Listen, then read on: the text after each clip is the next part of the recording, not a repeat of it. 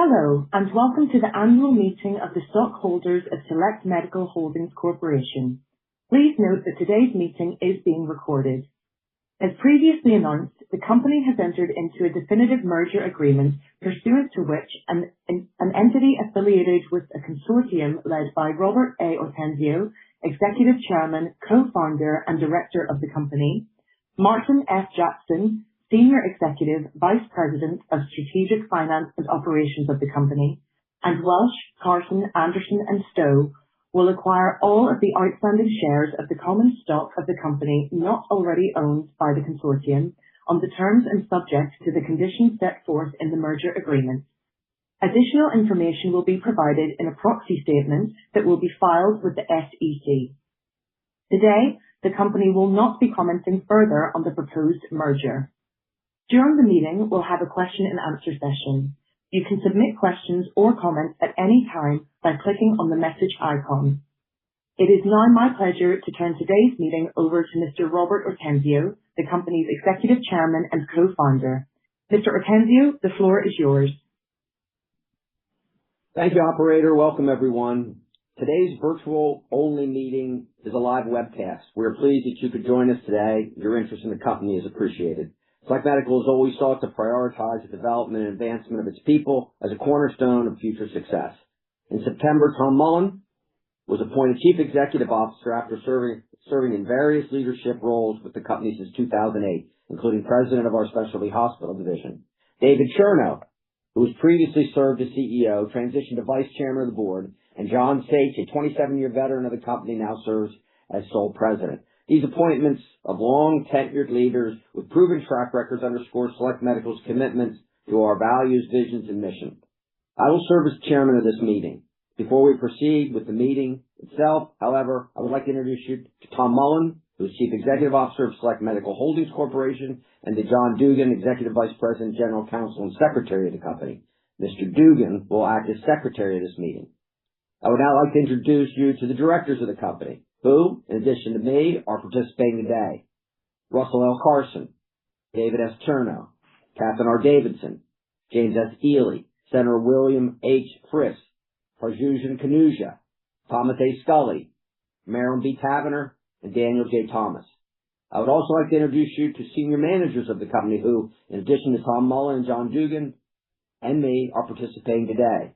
David Chernow, Vice Chairman, Marty Jackson, Senior Executive Vice President, John Sage, President, Mike Malatesta, Executive Vice President and Chief Financial Officer, Chris Weigel, Senior Vice President, Controller, and Chief Accounting Officer, Brian Rosignola, Executive Vice President, Chief Information Officer. The meeting will now come to order. I would like to introduce you again to Mr. John Dugan. John? Good morning. I would like to introduce you to William Leva of PricewaterhouseCoopers, LLP, the company's independent public accountants. In addition, with us today is Andrew Wofford of Computershare, Inc., who will serve as the Inspector of Election for this meeting. I'd like to start by discussing our agenda for today's meeting. First, our Chief Executive Officer, Tom Mullen, will make a few brief remarks. We will then vote on 6 proposals today, which will be followed by a question and answer session during which stockholders may ask questions. Stockholders who have entered the 15-digit control number from their proxy cards in the designated field on the web portal may submit their questions online at any time prior to the question and answer session by clicking on the dialogue icon in the upper right corner of the meeting center screen. The polls are open. If you have not voted or wish to change your vote, you may do so now by clicking on the link provided online. Any stockholder who has sent in proxies or who has already voted via the internet or telephone and does not want to change his vote need not take any further action. The polls will close once the question and answer session is finished. I now like to introduce to you again Mr. Tom Mullen. Thank you, John. This past year has been one of significant growth across the Select Medical care continuum, coupled with important changes in leadership succession. At the same time, we continued to navigate regulatory and reimbursement challenges impacting our lines of business.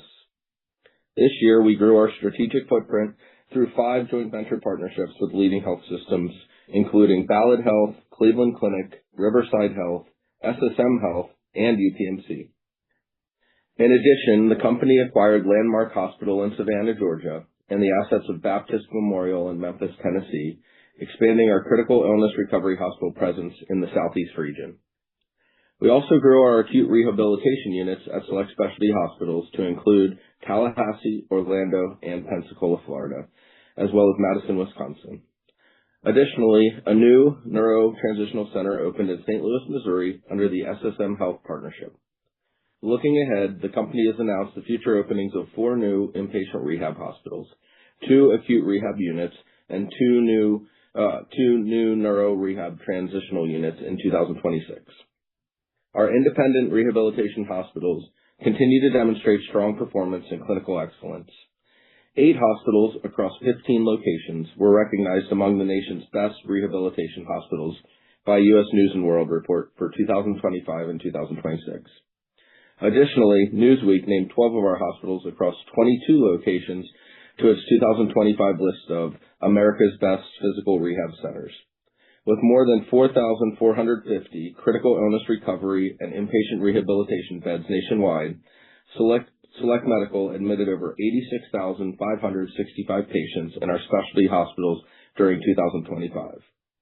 Under our family of 38 outpatient rehabilitation brands, we proudly treated 1,217,968 patients across 1,917 centers. We also continued to expand our programs of excellence, focusing on pelvic health, degenerative joint disease, cancer rehabilitation, and sports medicine. Across all lines of care, the focus on research remained a priority in 2025. The outpatient rehabilitation division conducted 27 research presentations at national conferences, supported by more than 10 studies and 20 journal articles.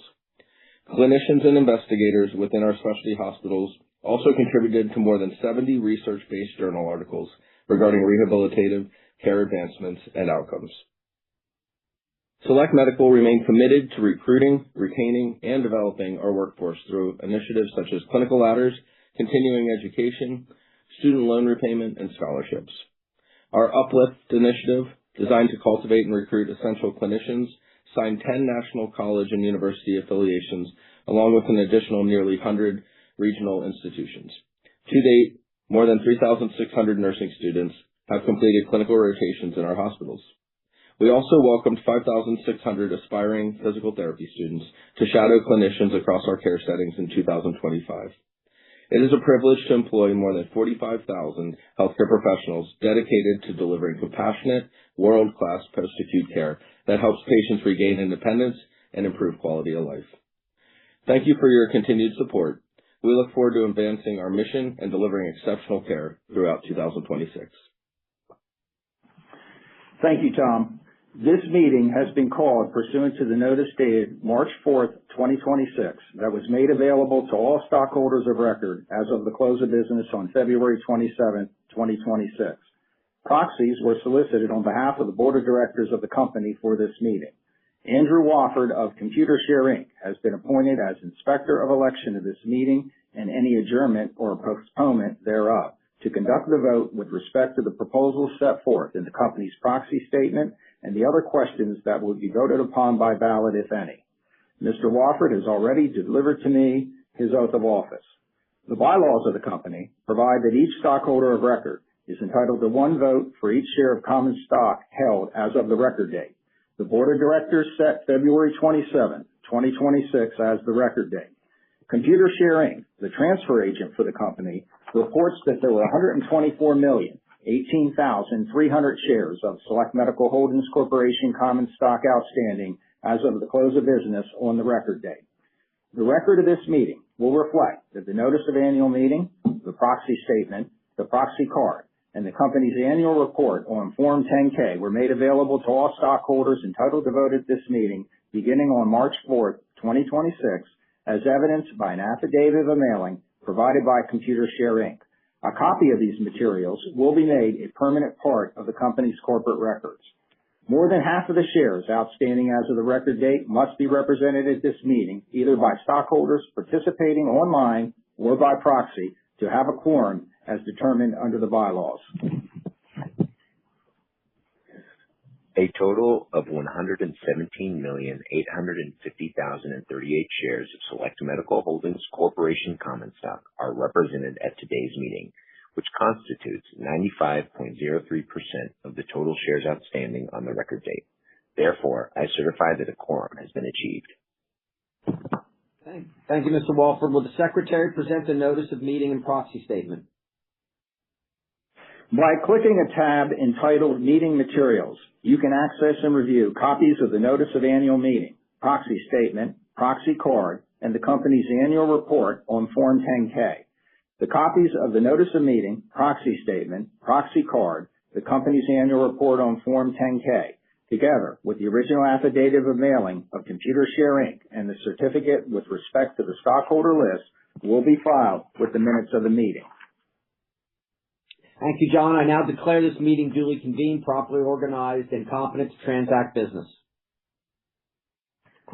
The first order of business on our agenda for a stockholder vote is the election of 3 Class II directors to hold office subject to the provisions of the bylaws, each for a term of either A, 1 year if the declassification proposal is approved, or B, 3 years if the declassification proposal is not approved, and until their successors have been duly elected and qualified.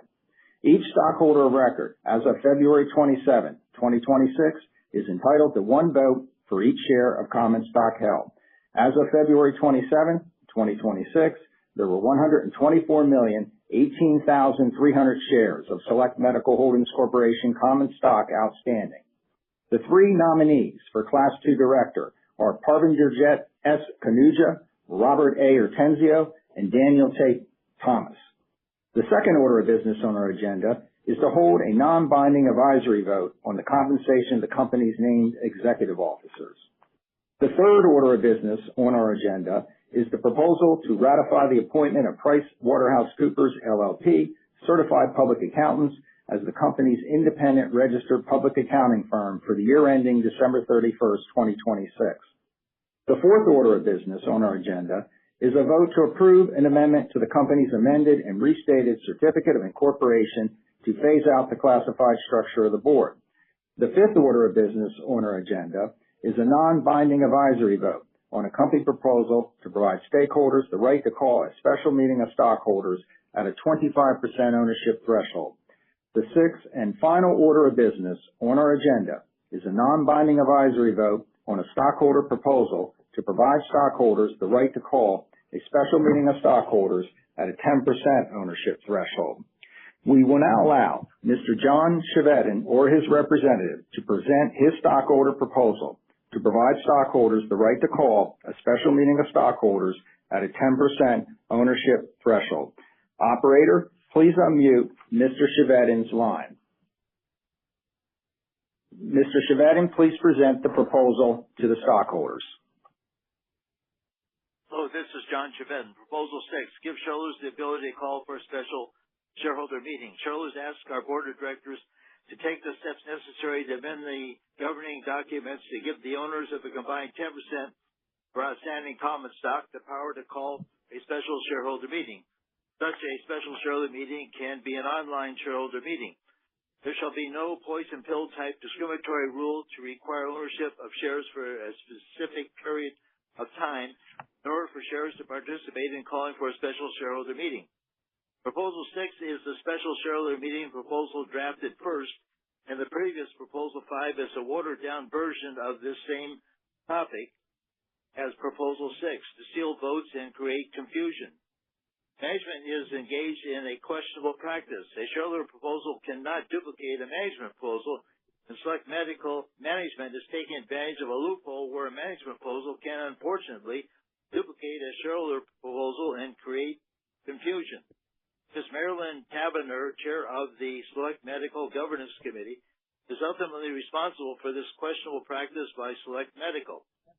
Proposal 6 will give 10% of Select Medical shareholders the right to call for a special shareholder meeting, and all Select Medical shareholders can formally participate. Proposal 5 is masquerading as giving shareholders a right to call for a special shareholder meeting.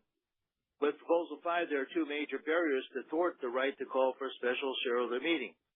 The first barrier is the need for a formal backing of 25% of shares to call for a special shareholder meeting instead of 10%.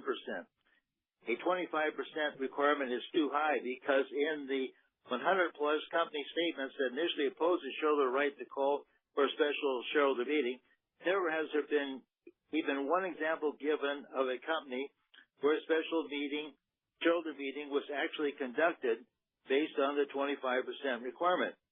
And the same goes for the Proposal 5 disqualification of all shares owned for less than a full year. The disqualification of all shares not held for a full year in Proposal 5 is too drastic because in the 100-plus company statements that initially opposed the shareholder right to call for a special shareholder meeting, never has there been even one example given a company where a special shareholder meeting was actually conducted based on disqualifying all shares not owned for a full year. Thus, Proposal 5 is watered down in two major ways to the point that Proposal 5 is useless. Please vote for this Proposal 6, the original special meeting proposal, and the only genuine special meeting proposal on the ballot today. Thank you, Mr. Chevedden. Operator, please remute Mr. Chevedden's line. We will now attempt to answer questions posed through the virtual meeting web portal by our stockholders. As mentioned earlier, stockholders who have entered a 15-digit control number from the proxy card in the designated field on the web portal may submit their questions through the portal by clicking on the dialogue icon in the upper right corner of the meeting center screen. Brian Russignol, the company's Executive Vice President and Chief Information Officer, will now provide the questions, if any, submitted by the stockholders during the meeting. There are no online questions. Back to you, Bob. Thank you, Brian. The online voting will now be closed. Based on the review of the votes cast, will the Inspector of Election please submit his report on the results of the balloting?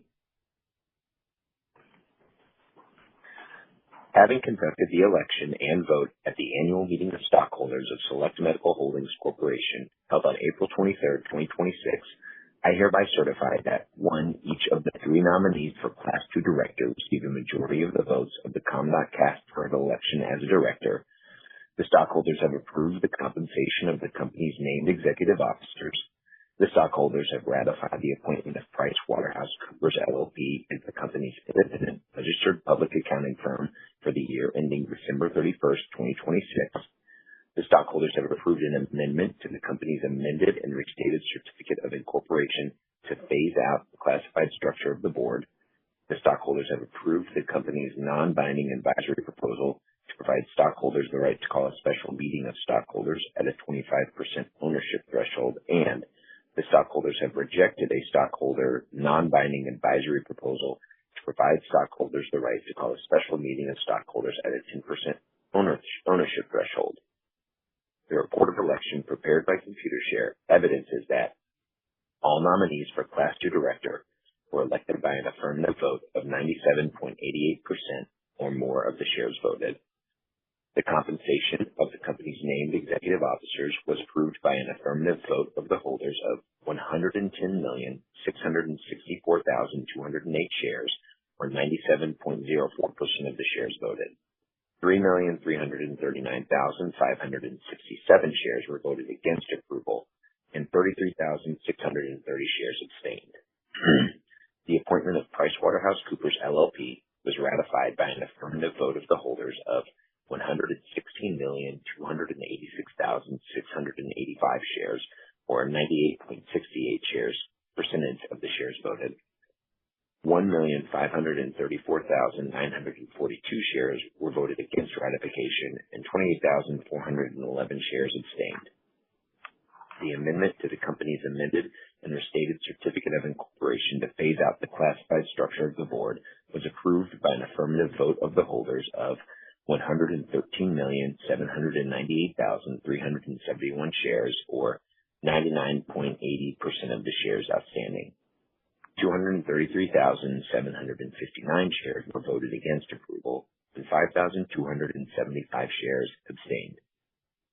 5. The company's non-binding advisory proposal to provide stockholders the right to call a meeting of stockholders at a 25% ownership threshold was approved by an affirmative vote of the holders of 96,440,477 shares, or 84.57% of the shares voted. 13,333,066 shares were voted against approval. 4,263,862 shares abstained. The stockholders' non-binding advisory proposal to provide stockholders the right to call a special meeting of stockholders at a 10% ownership threshold was rejected by a negative vote of the holders of 91,191,886 shares, or 79.97% of the shares voted. 22,780,354 shares were voted for approval, and 65,165 shares abstained. Thank you. Based on the report of the Inspector of Election, I therefore declare that 1, nominees have been duly elected as Class 2 directors of the company. 2, the stockholders have approved the compensation of the company's named executive officers. 3, the stockholders have ratified the appointment of PricewaterhouseCoopers LLP as the company's independent registered public accounting firm for the year ending December 31st, 2026.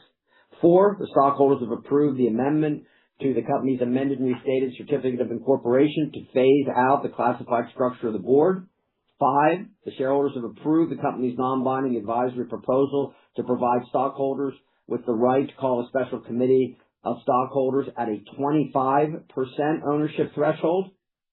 And 6, stockholders have rejected the stockholder non-binding advisory proposal to provide stockholders the right to call a special meeting of stockholders at a 10% ownership threshold. The Inspector of Election will execute a certificate as to the results of the balloting, and the certificates will be filed in the minute book of the company along with the minutes of the meeting. There being no further business to come before the meeting, I hereby adjourn the meeting. Thank you all for your participation. This concludes the meeting. You may now disconnect.